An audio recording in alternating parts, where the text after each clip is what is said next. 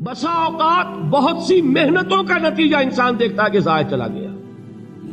میں نے 10 سال محنت کی، حاصل کوئی نہیں نکلا. یہ ثمرات کیا ہیں؟ محنتوں کے ثمرات کا ضیاع. کوشش آپ نے کی، قسمت کی خوبی دیکھی ہے، ٹوٹی کہاں کمن، 2-4 ہاتھ جب کے لبے بام رہ گئے. Be prepared. ایک شاعر کے یہ اشعار ہیں، وہ کمیونسٹ تھا، میں نام بھی نہیں لیتا، لیکن یہ کہ یہ اسی انقلابی، چونکہ ان کا بھی ایک انقلابی نظریہ ہے، انقلابی عمل میں یہ سارے مراحل آتے ہیں.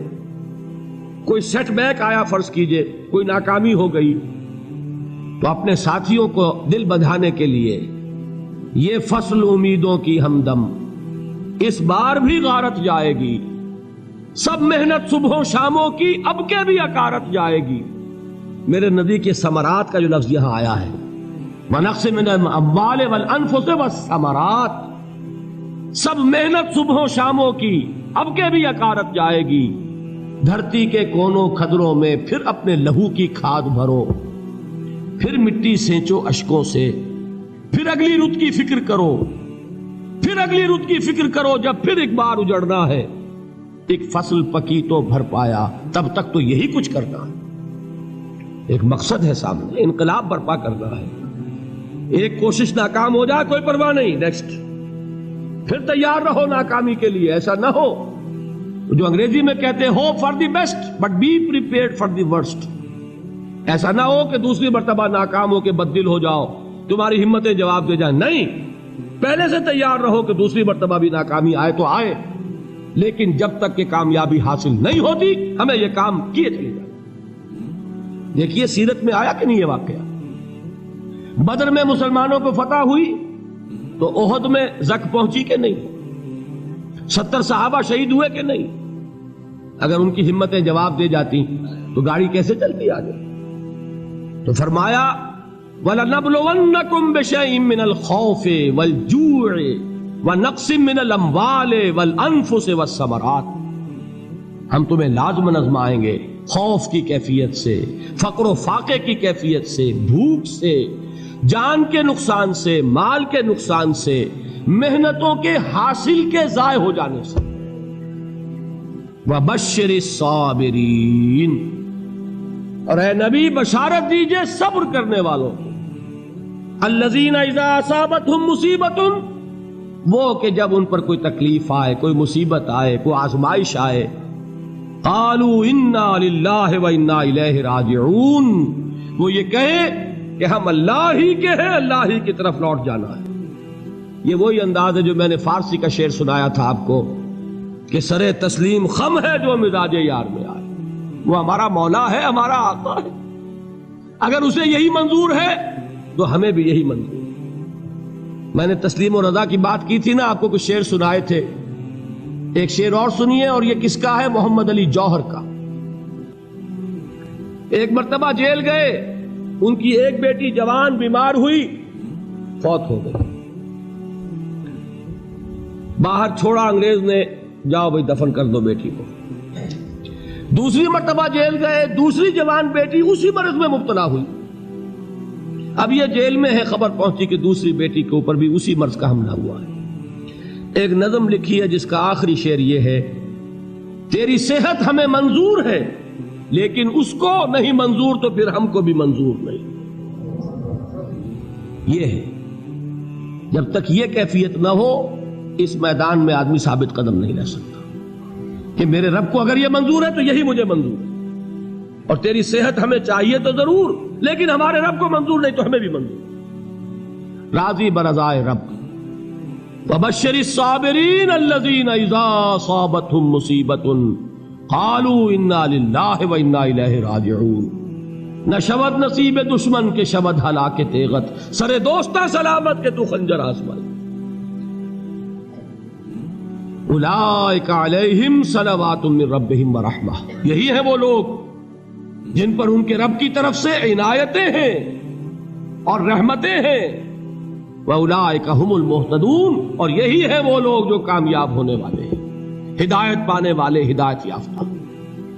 اسی سورہ بقرہ میں ذرا آگے چل کر، یہ تو ہے 20واں رکوع، 19واں رکوع 21ویں رکوع کی پہلی آیت ہے لیس البر ان تولوا وجوہکم قبل المشرق والمغرب ولکن البر من آمن باللہ والیوم الآخر والملائکۃ والکتاب والنبیین وآتى المال على حبه ذوي القربى واليتامى والمساكين وابن السبيل والسائلين وفي الرقاب وأقام الصلاة وآتى الزكاة والموفون بعهدهم إذا عاهدوا والصابرين في البأساء والضراء وحين البأس۔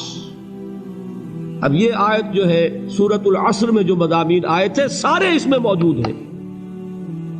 وہاں ایمان کا لفظ آیا، یہاں 5 ایمانیات کی تفصیل آ گئی، اعمال کی تفصیل آئی، اور آخری بات وہاں کیا ہے وَتَوَاصَوْا بِالصَّبْرِ، اور یہاں کیا ہے وَالصَّابِرِينَ فِي الْبَأْسَاءِ وَالضَّرَّاءِ وَحِينَ الْبَأْسِ، اور صبر کرنے والے، اصل نیکی ان کی ہے جو صبر کریں، کس میں؟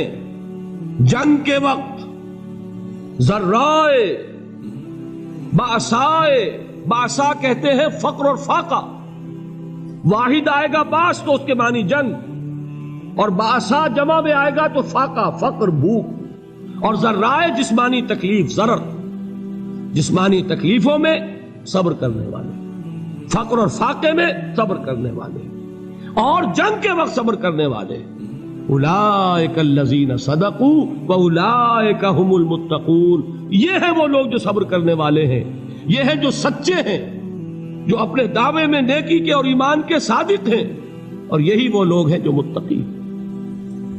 اگلی سورت ہے سورہ آل عمران، اس میں 2 لفظ آئے ہیں، آخری آیت یا ایھا الذین آمنوا اصبروا وصابروا ورابطوا واتقوا اللہ لعلکم تفلحون۔ دیکھیے یہاں صبر اور صابر جو تعلق جوہد اور جہاد کا ہے وہی ہے صبر اور مصابرت۔ صبر ایک طرفہ عمل ہے، آپ جھیل رہے ہیں، برداشت کر رہے ہیں، صبر علی المعصیہ، صبر علی الطاعہ، صبر علی الابتلاء، یہ سب کیا ہے؟ صبر۔ اور مصابرت کیا ہے؟ صبر کا صبر سے مقابلہ۔ یہ سورہ آل عمران اب وقت نہیں ہے، میں آپ کو سناتا اللہ تعالیٰ نے کیسے کیسے مسلمانوں سے کہا، مسلمانوں تمہیں زک پہنچی ہے تو انہیں بھی تو پہنچی تھی، ان کے 70 نہیں مارے گئے تھے بدر میں، ان کے حوصلے جو ہیں وہ تو پست نہیں ہوئے، وہ اگلے سال آ گئے تم پر چڑھائی کر کے، تم کیوں اتنا برا مان رہے ہو؟ تمہارے دل اتنے زخمی کیوں ہو گئے؟ تمہیں تکلیف پہنچتی ہے تو انہیں بھی پہنچتی ہے۔ اپنی غیرت جو ہے ہمیں ذرا اس کا جائزہ لینا چاہیے۔ لوگ باطل نظریات کے لیے کتنی قربانیاں دے رہے ہیں، لوگ باطل چیزوں کے فروغ کے لیے کتنی محنتیں کر رہے ہیں۔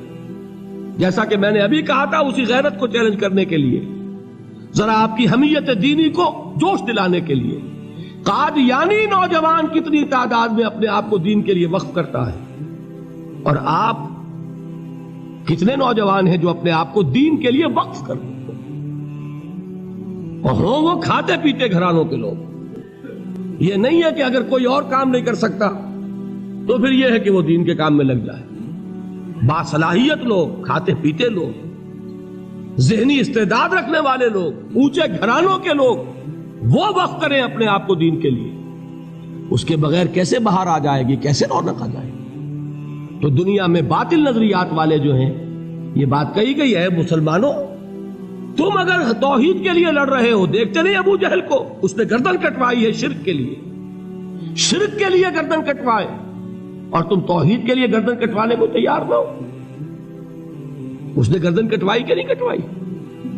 اور کس طرح کٹوائی ہے؟ کیونکہ بڑا متکبر قسم کا، فرعون قسم کا شخص تھا، جب گردن کاٹنے لگے تو کہتا ہے ذرا نیچے سے کاٹنا، تاکہ جب تم نیزے کے اوپر چڑھاؤ میرے سر کو تو اونچا نظر آئے، معلوم ہو سردار کا سر۔ وہ بدبخت مرتے ہوئے بھی جو اس کی کیفیت تھی نا، اس کو ذہن میں رکھیے۔ تو یہ اس لوگوں نے قربانیاں دی، جانے دی، تو فرمایا اگر تم ان سے زیادہ قربانی نہیں دو گے، جو نوٹ کر لیجئے اس کو، مجرد اگر حق کو غالب کرنا اللہ کے ذمے ہو تو آنے واحد میں غالب کر دے گا، تمہیں تکلیف ہی دینے کی ضرورت نہیں۔ سمجھ رہے؟ کیا اللہ کے مقابلے میں کوئی باطل کی طاقت ٹھہر سکتی ہے؟ یہ تمہارے ایمان کا امتحان ہے، یہ تمہارے خلوص کی آزمائش ہے، یہ تمہارے امتحان کا ثبوت درکار ہے کہ اللہ تعالیٰ دیکھنا چاہتا ہے تم اس کے لیے اپنی جانیں قربان کرنے کو تیار ہو کہ نہیں، تم اس کے لیے تن من دھن لگانے کو تیار ہو کہ نہیں۔ اور یہ جان لو کہ اگر کفار اور مشرکین اور ملحدین اور باطل نظریات والے وہ جو کچھ قربانیاں اپنے باطل نظریات کے لیے دے رہے ہیں ان سے زیادہ اگر تم نہیں دو گے تو حق غالب نہیں ہوگا۔